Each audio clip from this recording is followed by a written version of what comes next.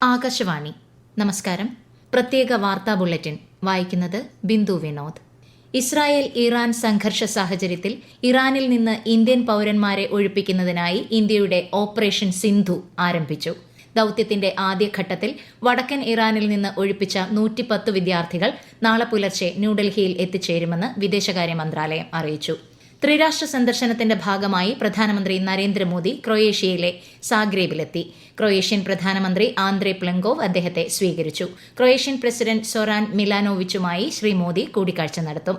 ശാസ്ത്ര സാങ്കേതിക വിദ്യ, കൃഷി, വിദ്യാഭ്യാസം തുടങ്ങിയ മേഖലകളുമായി ബന്ധപ്പെട്ട കരാറുകളിൽ ഇരു രാജ്യങ്ങളും ഒപ്പുവച്ചേക്കും. നിലമ്പൂർ ഉപതെരഞ്ഞെടുപ്പിലെ വോട്ടെടുപ്പ് നാളെ. മണ്ഡലത്തിൽ ഇന്ന് നിശബ്ദ പ്രചാരണമായിരുന്നു. വോട്ടെടുപ്പിനായുള്ള എല്ലാ തയ്യാറെടുപ്പുകളും പൂർത്തിയായതായി തെരഞ്ഞെടുപ്പ് കമ്മീഷണർ അറിയിച്ചു. ഈ മാസം 23-നാണ് വോട്ടെണ്ണൽ. ലഹരി വിരുദ്ധ ക്യാമ്പയിൻ ശക്തമാക്കാൻ വിപുലമായ പരിപാടികൾ ആസൂത്രണം ചെയ്തതായി മുഖ്യമന്ത്രി പിണറായി വിജയൻ. അന്താരാഷ്ട്ര ലഹരി വിരുദ്ധ ദിനമായ ജൂൺ 26-ന് ക്യാമ്പയിന്റെ സംസ്ഥാനതല ഉദ്ഘാടനം നടക്കുമെന്നും അദ്ദേഹം വാർത്താസമ്മേളനത്തിൽ അറിയിച്ചു. സംസ്ഥാനത്തെ നെൽവയലുകളുടെ ഡേറ്റാ ബാങ്ക് സംശുദ്ധീകരിച്ച് അന്തിമമാക്കാൻ നടപടി സ്വീകരിച്ചതായി റവന്യൂ വകുപ്പ് മന്ത്രി കെ രാജൻ. തിരുവനന്തപുരത്ത് ചേർന്ന ഉന്നതതല യോഗത്തിലാണ് ഇത് സംബന്ധിച്ച തീരുമാനം കൈക്കൊണ്ടത്. 3 മാസത്തിനകം ഇത് പൂർത്തിയാക്കുന്നതിന് കാർഷിക അഭിവൃദ്ധി ഫണ്ടിൽ നിന്നും 230.80 ലക്ഷം രൂപ അനുവദിച്ചിട്ടുണ്ടെന്നും മന്ത്രി അറിയിച്ചു. ആറളം വന്യജീവി സങ്കേതത്തെ കേരളത്തിലെ ആദ്യത്തെ ചിത്രശലഭ വന്യജീവി സങ്കേതമാക്കി പുനർനാമകരണം ചെയ്യാൻ മുഖ്യമന്ത്രിയുടെ അധ്യക്ഷതയിൽ ചേർന്ന വന്യജീവി ബോർഡ് യോഗം തീരുമാനിച്ചു. പമ്പയിൽ നിന്നും ശബരിമല സന്നിധാനം വരെ ചരക്ക് നീക്കത്തിനായി റോപ്പ് വേ നിർമ്മിക്കുന്നതിന് ആവശ്യമായ ശുപാർശ കേന്ദ്ര സർക്കാരിന് സമർപ്പിക്കാനും തീരുമാനിച്ചു. കണ്ണൂർ പരിയാരം ഗവൺമെന്റ് മെഡിക്കൽ കോളേജിൽ ചികിത്സയിൽ കഴിയുന്ന 5 വയസ്സുകാരന് പേ വിഷബാധയേറ്റതായി സൂചന. പയ്യാമ്പലത്ത് വെച്ച് തെരുവ് നായയുടെ കടിയേറ്റ കുട്ടിക്കാണ് പേ വിഷബാധയേറ്റതെന്ന് സംശയിക്കുന്നു. കേന്ദ്ര സാഹിത്യ അക്കാദമിയുടെ ബാലസാഹിത്യ പുരസ്കാരത്തിന് ശ്രീജിത്ത് മുത്തേടത്തും യുവ പുരസ്കാരത്തിന് അഖിൽ പി ധർമ്മജനും മലയാളത്തിൽ നിന്ന് അർഹരായി. ശ്രീജിത്ത് മുത്തേടത്തിന്റെ പെൻഗിനുകളുടെ വൻകരയിൽ എന്ന നോവലിനും അഖിൽ പി ധർമ്മജന്റെ റാം കെയർ ഓഫ് ആനന്ദിക്കുമാണ് പുരസ്കാരം. രാജ്യത്തുടനീളമുള്ള ദേശീയപാതകളിലൂടെ സുഗമവും ചെലവ് കുറഞ്ഞതുമായ യാത്ര സാധ്യമാക്കുന്നത് ലക്ഷ്യമിട്ട് ഫാസ്ടാഗ് അധിഷ്ഠിത വാർഷിക പാസ് നടപ്പാക്കാൻ കേന്ദ്ര സർക്കാർ. വാണിജ്യേതര സ്വകാര്യ വാഹനങ്ങൾക്ക് ഈ വർഷം ഓഗസ്റ്റ് 15 മുതൽ 3000 രൂപയുടെ വാർഷിക പാസ് ലഭ്യമാകും.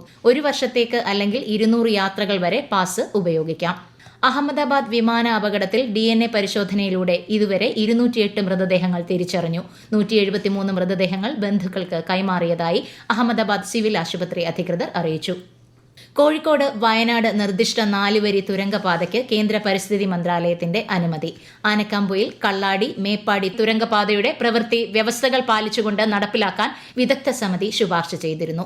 പൊതുമരാമത്ത് വകുപ്പ്, കിഫ്ബി, കൊങ്കൺ റെയിൽവേ എന്നിവ സംയുക്തമായാണ് കരാറിൽ ഒപ്പിടുക. നിർമ്മാണ ഉദ്ഘാടനം ജൂലൈയിൽ മുഖ്യമന്ത്രി നിർവഹിക്കും.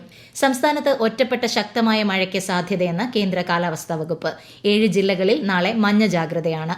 കുട്ടനാട് താലൂക്ക് പരിധിയിലെ പ്രൊഫഷണൽ കോളേജുകൾ ഒഴികെയുള്ള എല്ലാ വിദ്യാഭ്യാസ സ്ഥാപനങ്ങൾക്കും പത്തനംതിട്ട ജില്ലയിൽ ദുരിതാശ്വാസ ക്യാമ്പായി പ്രവർത്തിക്കുന്ന Mepral government saint John's LP സ്കൂളിനും നാളെ അവധിയായിരിക്കും. കേരള ലക്ഷദ്വീപ് തീരങ്ങളിൽ ഇന്നും കർണാടക തീരത്ത് ഇന്നും നാളെയും മത്സ്യബന്ധനത്തിന് വിലക്കേർപ്പെടുത്തി. മിൽമയുടെ പേരിനോടും രൂപകൽപ്പനയോടും സാമ്യതയുള്ള ഉൽപ്പന്നങ്ങൾ വിൽപ്പന നടത്തിയ സ്വകാര്യ ഡയറി സ്ഥാപനത്തിന് 1 കോടി രൂപ പിഴ ചുമത്തി.